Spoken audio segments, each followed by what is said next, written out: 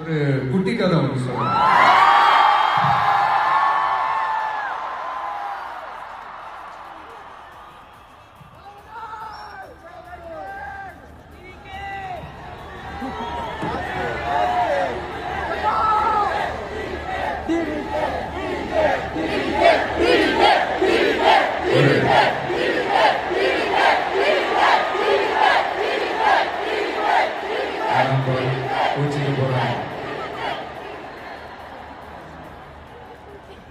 ஒரு குட்டி கதை மாதிரி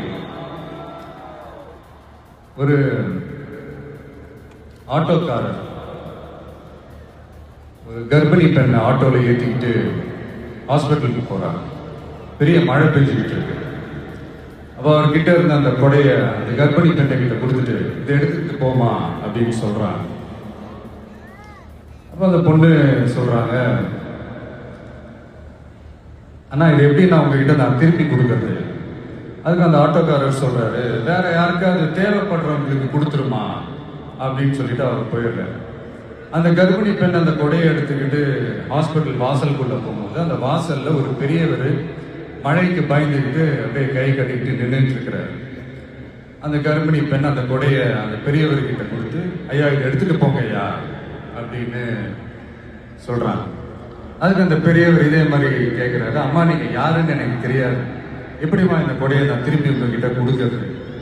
அதுக்கு அந்த பொண்ணு சிரிச்சுக்கிட்டே சொல்றாங்க, வேற யாருக்காவது தேவைப்படுறவங்களுக்கு கொடுத்துருங்க ஐயா அப்படின்னு சொல்லிட்டு போயிடுறாங்க.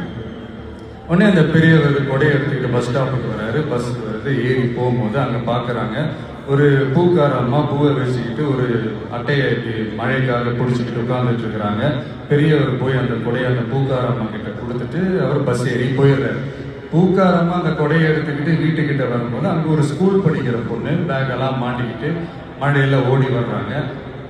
அவங்க போய் அந்த ஸ்கூல் பொண்ணு கிட்ட கொடையை கொடுத்துட்டு, மழையில நனையாதம்மா இதை எடுத்துக்கிட்டு போங்க அப்படின்னு சொல்றாங்க. அந்த பொண்ணு தேங்க்ஸ் அப்படின்னு சொல்லிட்டு வீட்டுக்கிட்ட வரும்போது அந்த பொண்ணோட அப்பா பதட்டத்தோட வாசல்ல நின்றுட்டு இருக்கிறாரு. பொண்ணு மழையில நனைஞ்சுக்கிட்டு வரணுமே அப்படின்ட்டு.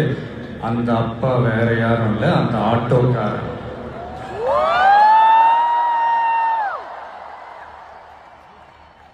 அந்த குடை அவர் கொடுத்த குடை. So the moral of the story is